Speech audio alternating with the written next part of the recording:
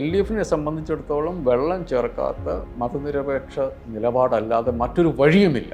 ഇന്ത്യയിലെ കോൺഗ്രസിനോട് ഇന്ത്യയിലെ ഇടതുപക്ഷ പാർട്ടികൾ നിരന്തരം പറഞ്ഞുകൊണ്ടിരുന്ന കാര്യമാണ് നിങ്ങൾ സോഫ്റ്റ് ഹിന്ദുത്വ കളിക്കരുത് എന്നുള്ളത്. കാരണം പഴയ ഗെയിം അല്ല. ഇപ്പം നിങ്ങൾക്കൊരു പ്രോപ്പർ ഹിന്ദുത്വ പാർട്ടി അവിടെ ഉണ്ട്. അപ്പോൾ ആ പാർട്ടി കളിക്കുന്ന കളി അതിൻ്റെ ചെറിയ അളവിൽ നിങ്ങൾ കളിച്ചാൽ നിങ്ങൾ പ്രാക്ടിക്കലി ചെയ്യുന്ന ആ മനുഷ്യരെ അവിടെ കൊണ്ട് കൊടുക്കുക എന്നുള്ളതാണ്. അത് നിങ്ങൾ ചെയ്യരുത് എന്നുള്ളത് അവർക്കറിയാം, പാർട്ടികൾക്ക് ആ അപകടം അറിയാം. എന്നിട്ടാണ് ഈ കളി കളിച്ചത്. അതിനകത്ത് റിഡീമിങ് ഫാക്ടർ എന്താണെന്ന് വെച്ചാൽ ഈ തെരഞ്ഞെടുപ്പിലെങ്കിലും അതിൻ്റെ ബെനഫിഷ്യറീസ് BJP അല്ല എന്നുള്ളതാണ്.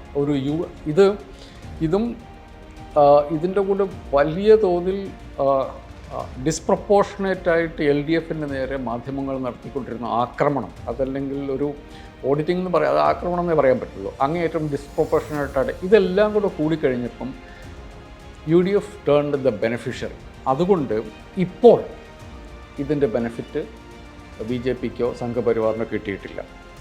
ഒരു സ്പേസ്, കഷ്ടിച്ചൊരു ബ്രീത്തിങ് സ്പേസ് കേരളത്തിന് കിട്ടിയിട്ടുണ്ട്. ഇനി LDF എന്ത് ചെയ്യുന്നു എന്നുള്ളതാണ് സത്യത്തിൽ ഞാൻ നോക്കുന്നത്.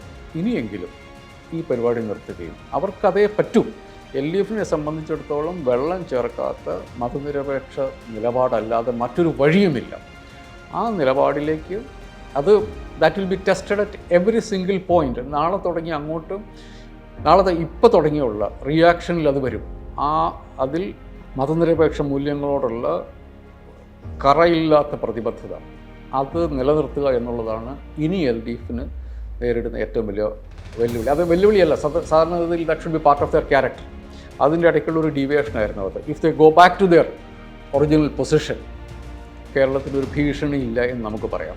അതല്ല എങ്കിൽ ഈ ഗെയിം കളിക്കാനാണ് തീരുമാനം. എനിക്ക് തോന്നുന്നത് തീർച്ചയായിട്ടും കമ്മ്യൂണിസ്റ്റ് പാർട്ടിക്കാർ തന്നെ അത് തിരുത്തിയ സ്ഥിതിക്ക് നേതൃത്വത്തിൽ നിന്ന് മനസ്സിലാവേണ്ടതാണ്. അതല്ല എങ്കിൽ we are in for larger danger.